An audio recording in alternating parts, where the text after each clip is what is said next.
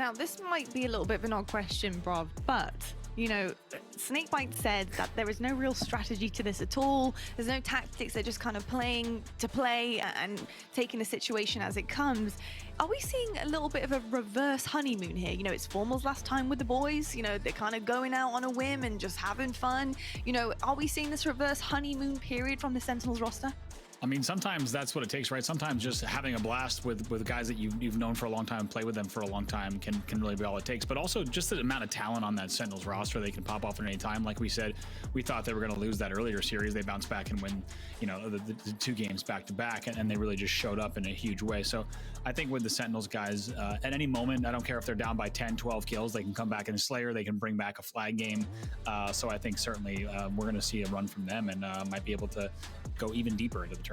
Well, I'll tell you what, I got something pretty cool to deliver you right now, and that is another series. So we're going to jump into map number 2 of Sentinels versus Optic right now.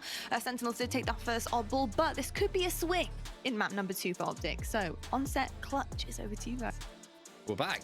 We're back. Hey. Surprise series, everybody. They can't get enough of us, Wes. That's what it is. Or maybe we were just the last people to commentate. Probably more likely to be that one. But we are jumping into map number 2 now, Wes. And as you can see from the score, Sentinels up by 1 against Optic. It is a best of 3 as well.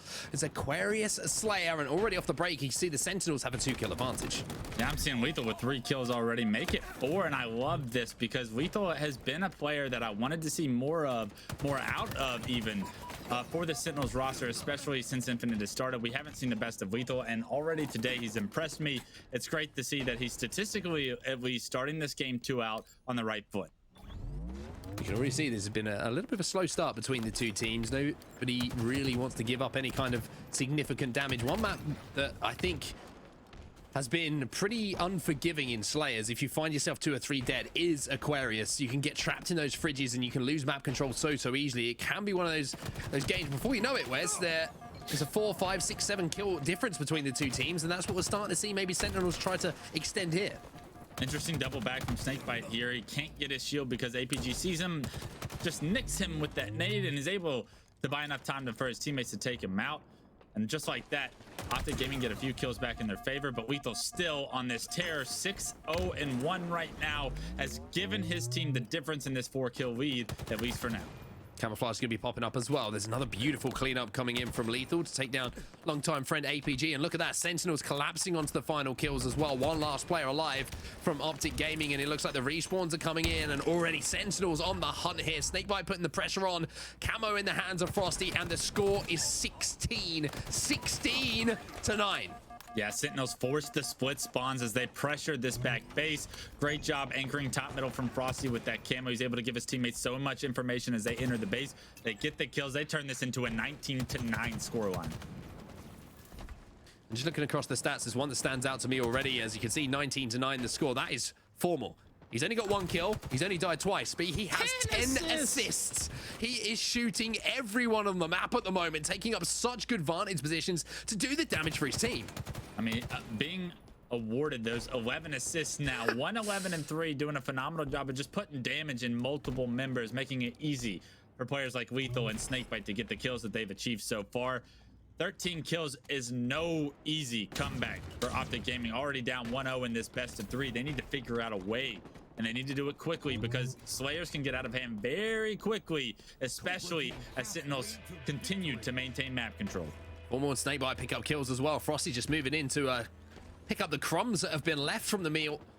They can't find APG for now, but all of a sudden they do find APG. LethuL takes him down. I think APG was maybe going for the ninja there, but just couldn't find anything. And I tell you what, we say this could get out of hand, Wes. It is out of hand right now. 28-11. This game is out of hands, ladies and gentlemen, and Optic could be out of the tournament.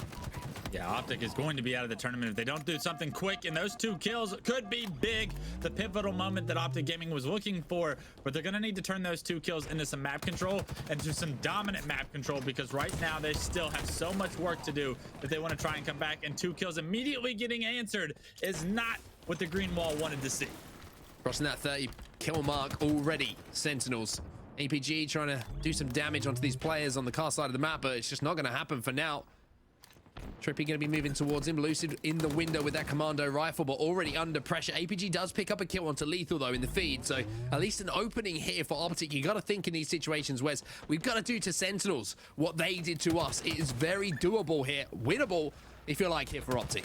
Yeah, Saiyan playing this extremely slow, and we're seeing maybe a different side of Saiyan that we haven't seen in Halo Infinite. And he's typically a very in-your-face, a very like all over the map, sliding, doing all sorts of movement. Doesn't that working out for the members of Optic Gaming there as they get 2 kills, but a trade does come through. And at this point, all Sentinels has to do is potentially trade out every 1 kill for 2 lives, and they're going to find themselves victorious in this game. And unfortunately, they can't seem to find their footing. They can't seem to get any kind of control to where they have Sentinels on their back feet.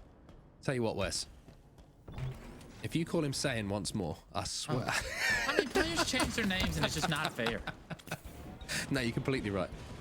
Well, Lucid is trying to do what he can, and you're quite right about the way that he is playing, just trying to make sure that he's a harder death as possible. And it's understandable with the scoreline how it is, right? As LethuL now has TriPPPeY in front of him. TriPPPeY will be taken down, and look at that heat wave shot. 37-23 the score as it extends once more. And LethuL, the man with a double kill, looking for more onto APG. Stays alive for now, but Lucid with the commando will shut him down.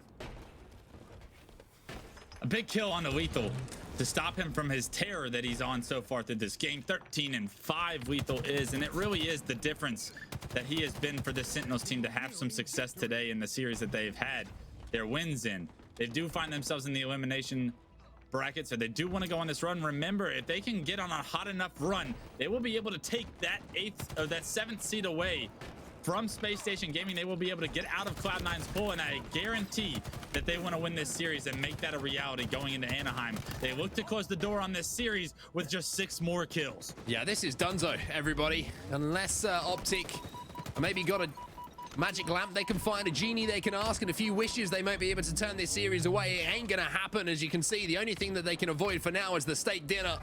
5 kills to go here. Frosty has the camo, and Sentinels, we asked what Sentinel's going to turn up today. Is it going to be the formal farewell